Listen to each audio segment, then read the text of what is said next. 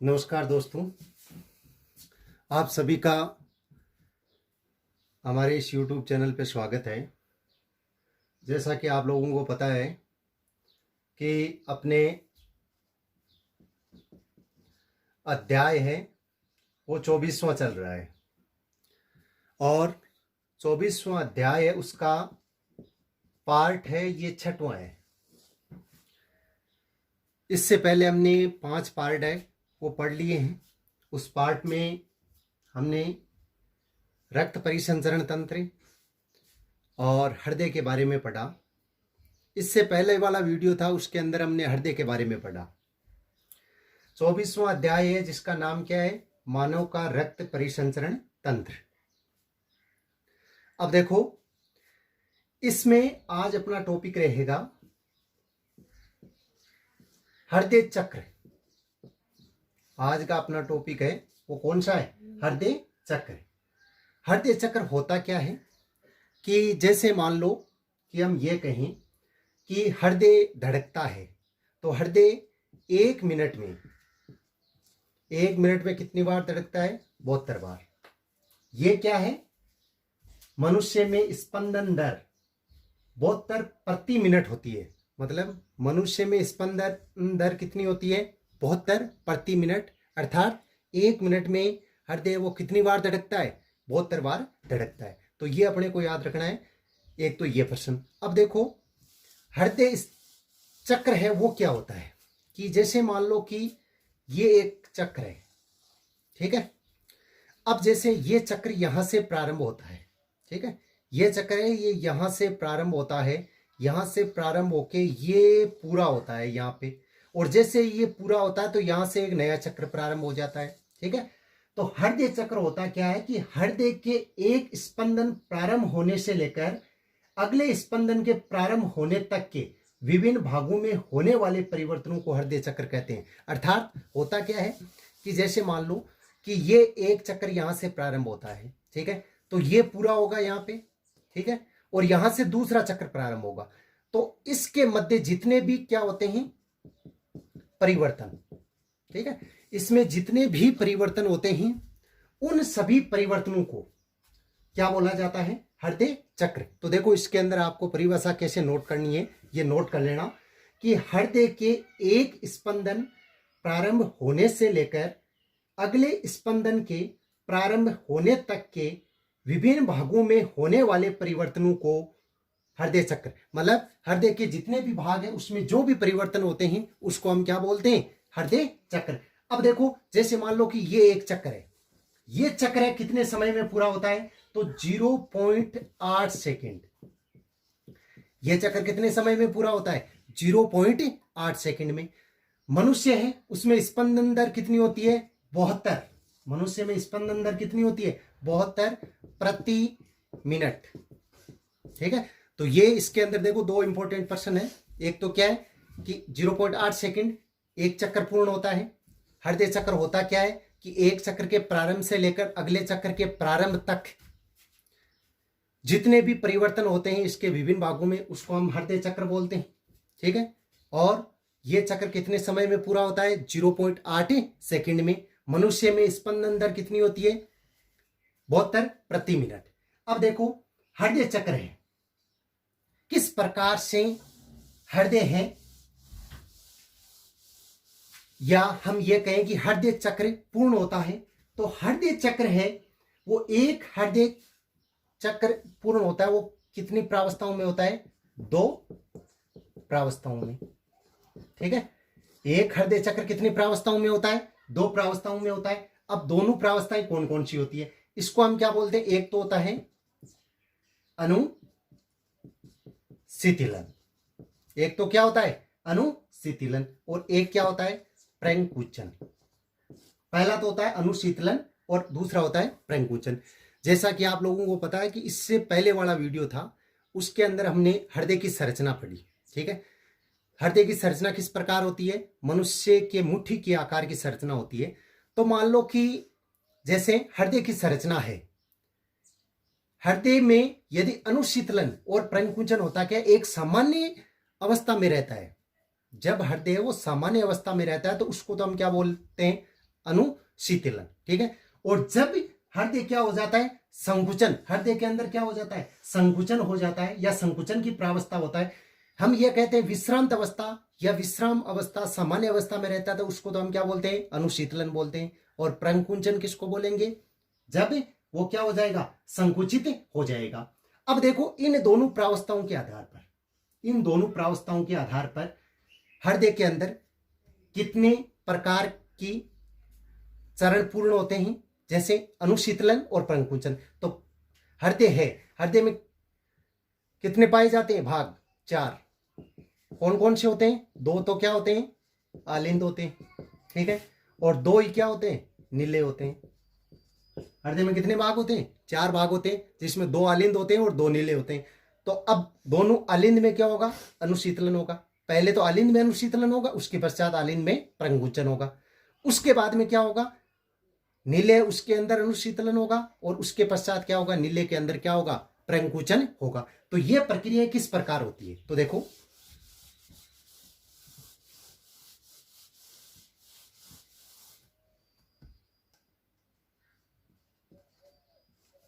हृदय चक्र,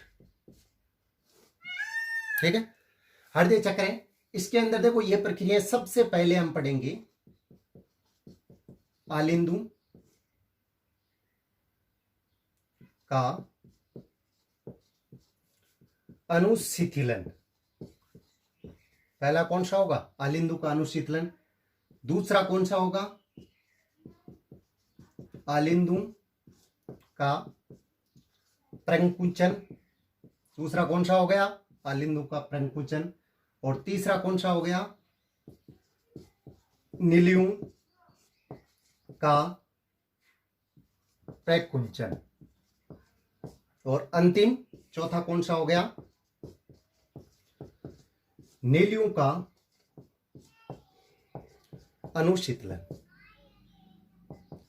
देखो अभी मैंने बताया प्रंकुंचन और अनुशीतलन क्या होता है। तो अनुशीतलन विश्रांत अवस्था में, सामान्य अवस्था में होता है, ठीक है। प्रंकुंचन क्या हो जाएगा, वो संकुचित हो रहा है, तो आलिंद पहले क्या होंगे, सामान्य अवस्था के अंदर रहेंगे। जैसा कि इससे पहले वाला वीडियो था उसके अंदर हमने क्या पढ़ा कि हृदय की संरचना पढ़ा, ठीक है। तो जैसे मैं एक छोटी सी संरचना बना रहा हूं,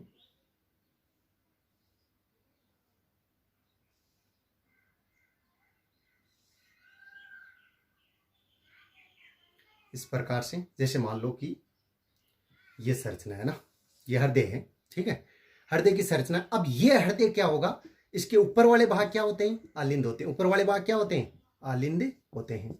और नीचे वाले भाग क्या कहलाते हैं, नीले कहलाते हैं, ठीक है। ऊपर वाले क्या कहलाते हैं, आलिंद कहलाते हैं, और नीचे वाले भाग क्या कहलाते हैं, नीले कहलाते हैं। तो सबसे पहले आलिंद क्या होंगे, सामान्य अवस्था में रहेंगे, ठीक है। आलिंद क्या रहेंगे, सामान्य अवस्था में रहेंगे। सामान्य अवस्था के पश्चात आलिंद क्या हो जाएंगे, संकुचित हो जाएंगे, ठीक है। अब देखो इसके अंदर एक समय भी पूछा जा सकता है कि आलिंदु का अनुशीतलन है, यह प्रक्रिया कितनी देर रहती है, तो 0.7 सेकंड। मतलब 0.7 सेकंड क्या रहता है, विश्रांत अवस्था के अंदर रहता है। जैसे हम ये कहें कि एक चक्कर पूरा कितने समय में होता है, तो 0.8 सेकंड में होता है, ठीक है। तो उसमें से ये 0.7 सेकंड ये क्या रहता है, विश्रांत अवस्था में रहता है। तो पहले तो आलिंद क्या रहेंगे, विश्रांत अवस्था में। उसके पश्चात आलिंद क्या हो जाएंगे, प्रंकुचित, मतलब संकुचित हो जाएंगे। जो ऊपर वाला भाग है ना, ये दोनों क्या हो जाएंगे, संकुचित, जिससे रक्त कहां पे आएगा, नीले के अंदर आ जाएगा। अब नीले के अंदर रक्त आ गया, ठीक है। अब नीले के अंदर रक्त आ गया तो यहां से नीले क्या होंगे, नीले क्या हो जाएंगे, संकुचित, जिससे क्या होगा, रक्त दाब बढ़ेगा और रक्त कहां जाएगा, महाधमनियों में। कहां ऊपर आ जाएगा, महाधमनियों के अंदर आ जाएगा। और महाधमनियों में जब ये संकुचित होकर वापस नीले क्या हो जाएंगे, सामान्य अवस्था में आ जाएंगे। तो ये क्या होता है, एक संपूर्ण चक्र पूर्ण होता है। देखो सीधी भाषा में यदि हम ये कहें कि हृदय चक्र है वो किस प्रकार पूर्ण होता है, तो हृदय चक्र में सबसे पहले क्या होते हैं, आलिंद, ठीक है। आलिंद सामान्य अवस्था में रहते हैं, क्या रहते हैं, सामान्य, ठीक है। उसके पश्चात आलिंद क्या होंगे, संकुचित होंगे। आलिंद क्या होंगे, संकुचित होंगे। और आलिंद जैसे ही संकुचित होंगे तो रक्त किसके अंदर आ जाएगा, नीले के अंदर आ जाएगा। किसके अंदर आ जाएगा, नीले के अंदर आ जाएगा। और नीले क्या होंगे, संकुचित। पहले क्या होंगे, संकुचित। जिससे रक्त कहां पे चला जाएगा, महाधमनियों में। ये मैंने बताया था, इससे पहले वाला वीडियो था उसके अंदर। और जब यहां पे रक्त चला जाएगा तो नीले वापस क्या हो जाएंगे, सामान्य अवस्था में आ जाएंगे। ठीक है, तो ये क्या होता है, एक चक्र पूर्ण होता है जिसको हम क्या बोलते हैं, हृदय चक्र। ये क्या था, एक छोटा सा अपना टॉपिक था हृदय चक्र का। ठीक है, अब अपने सबसे ज्यादा इंपॉर्टेंट देखो, सबसे ज्यादा महत्वपूर्ण टॉपिक है, टॉपिक का नाम है दोहरा रक्त परिसंचरण। ठीक है, सबसे ज्यादा इंपॉर्टेंट ये टॉपिक है जिसका नाम क्या है, दोहरा रक्त परिसंचरण।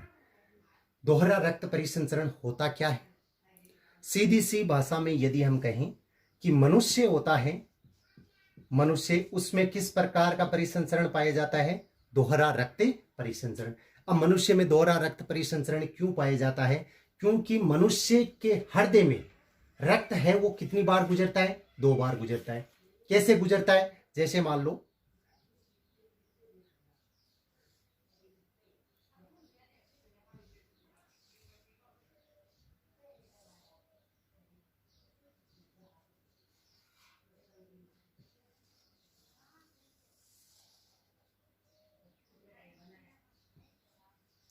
ये मान लो हृदय, ठीक है, ये संरचना है। इसमें देखो, पहले रुधिर कहां से आएगा, फेफड़ों से। कहां से आएगा, फेफड़ों से आएगा। ठीक है, फेफड़ों से आएगा, उस इधर से शरीर के विभिन्न भागों से। कहां से आएगा, शरीर के विभिन्न भागों से आएगा। इधर से रक्त आ रहा है, इधर से रक्त आ रहा है। ठीक है, इधर कौन सा रक्त बह रहा है, शुद्ध बह रहा है, इधर कौन सा है, अशुद्ध है। ठीक है, तो ये दोनों अलग अलग बह रहे हैं, मतलब दोनों नहीं मिलेंगे, आपस में दोनों नहीं मिलेंगे।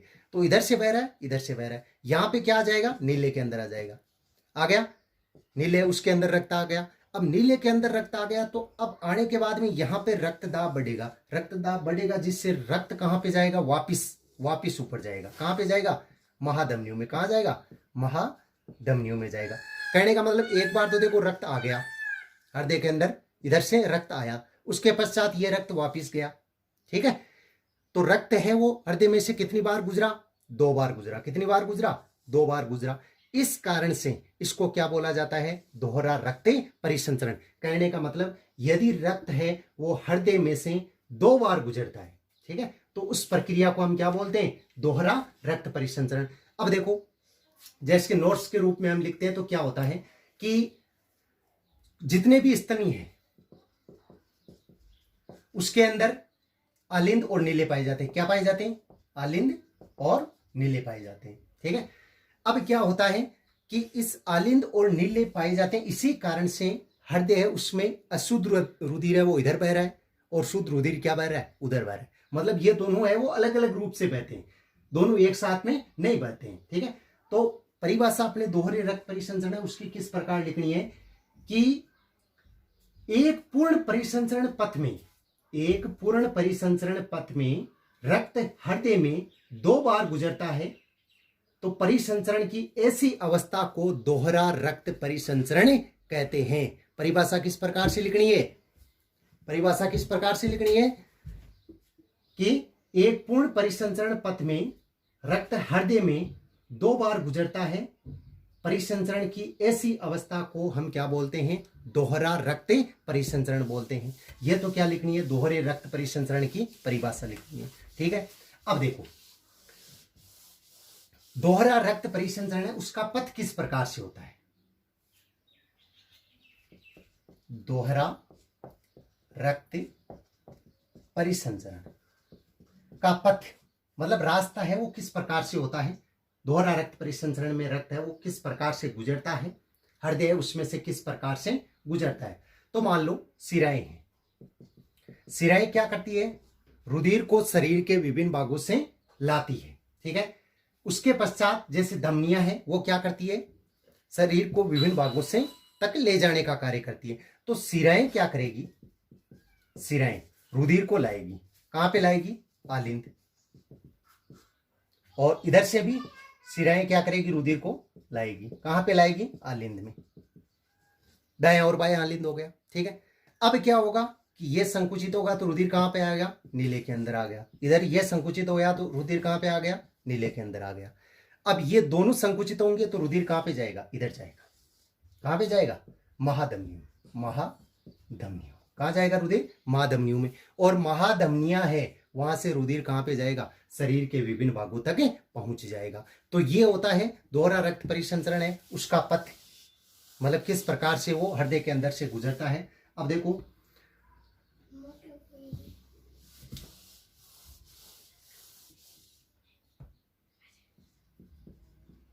दोहरा रक्त परिसंचरण का महत्व। देखो दोहरा रक्त परिसंचरण है, उसका महत्व क्या होता है। इसके अंदर देखो अपने को 2 पॉइंट याद रखने हैं। सबसे पहला पॉइंट, ठीक है, सबसे पहला पॉइंट क्या होता है, एक तो होता है शुद्ध रुधिर, एक तो कौन सा होता है, शुद्ध रुधिर, एक कौन सा होता है, अशुद्ध रुधिर, अशुद्ध रुधिर। तो देखो दोहरे रक्त परिसंचरण में क्या होता है, शुद्ध रुधिर और अशुद्ध रुधिर ये हमेशा क्या होता है, हृदय में अलग अलग बहता है। ये कभी भी साथ में नहीं मिलता है। और क्यों नहीं मिलता है, इस प्रक्रिया का कारण। कौन सी प्रक्रिया के कारण, दोहरे रक्त परिसंचरण के कारण। इसके अंदर देखो दूसरा है कि हृदय में प्रंकुचन में धमनियां के विभिन्न भागों तक जैसे शुद्ध रुधिर को पहुंचाया जाता है, ठीक है। इस प्रक्रिया के द्वारा शरीर के विभिन्न भागों तक रुधिर का पहुंचना तथा विभिन्न भागों से वापस आना, यह प्रक्रिया क्या हो जाती है, सुगमता, सुगमता से संपन्न होती है। क्या होती है, पूर्ण होती है, ठीक। मतलब दोहरा रक्त परिसंचरण है, उसके महत्व यदि पूछे जाते हैं तो दोहरा रक्त परिसंचरण है, उसके कितने महत्व है, 2 महत्व है। पहला महत्व कौन सा है कि इस प्रक्रिया में शुद्ध रुधिर और अशुद्ध रुधिर हमेशा अलग अलग बहता है, ठीक है। दूसरा महत्व क्या है कि शरीर के विभिन्न भागों तक रुधिर को पहुंचाना और विभिन्न भागों से रुधिर को लाना, यह प्रक्रिया क्या होती है, सुगमता से या सही रूप से पूर्ण होती है, ठीक है। तो ये 2 क्या थे, दोहरा रक्त परिसंचरण है, उसके महत्व थे, ठीक है। अब देखो आज का अपना टॉपिक में हमने क्या पढ़ा, एक तो हृदय चक्र पढ़ा और दूसरा कौन सा पढ़ा था हमने, दोहरा रक्त परिसंचरण तंत्र, ठीक है। दोहरा रक्त परिसंचरण तंत्र है, उसका आप जैसे चित्र भी पढ़ सकते हो, चित्र के द्वारा जैसे मैंने पथ बताया कि दोहरा रक्त परिसंचरण है, उसका पथ किस प्रकार से होता है, ठीक है। तो परीक्षा के अंदर दोहरा रक्त परिसंचरण सबसे पहले परिभाषा लिख दी, उसके पश्चात प्रक्रिया किस प्रकार से संपन्न होती है, कि किस प्रकार से दाएं आलिंद में बाएं आलिंद में आता है, नीले में आता है और महाधमनियों में पहुंचता है। तो ये प्रक्रिया 2 बार, मतलब रुधिर है वो हृदय में 2 बार गुजरता है, ठीक है। तो इस कारण से इसको हम क्या बोलते हैं, दोहरा रक्त परिसंचरण बोलते हैं। तो ये प्रक्रिया संपूर्ण आपने को लिखनी है, उसके पश्चात जो इसका मैंने पथ बताया है वो लिखना है। देखो आज का वीडियो बाकी जितने भी मैंने अभी तक वीडियो बनाए हैं उनसे सबसे अलग है, ठीक है, क्योंकि मैंने इस प्रकार से ये वीडियो बनाया है। और आगे के वीडियो हैं आपको जैसे पहले के वीडियो थे उसी प्रकार से आगे के वीडियो मिलेंगे। और बहुत जल्दी आप लोगों को बायोलॉजी की लाइव क्लास मिलेगी, जिसके अंदर आपको एक निश्चित समय बता दिया जाएगा, उस समय के अनुसार लाइव क्लास है वो प्रारंभ हो जाएगी और आपको हमेशा लाइव क्लास मिलेगी। अपने देखो अभी तक जितने भी अध्याय हमने पूरे करवा दिए हैं, उन कंप्लीट अध्याय हैं, उनको आपको पूर्ण रूप से अध्ययन करना है। कुछ लोग हैं, कुछ स्टूडेंट्स हैं जिनके ये मैसेज आते हैं कि कौन सा अध्याय कितने नंबर का है, तो मैं आप लोगों को ये पूर्ण रूप से एक बार मैं सिलेबस का कंप्लीट वीडियो बना दूंगा, जिसके अंदर आपको ये बता दिया जाएगा कि कौन सा अध्याय है वो कितने नंबर का है, ठीक है।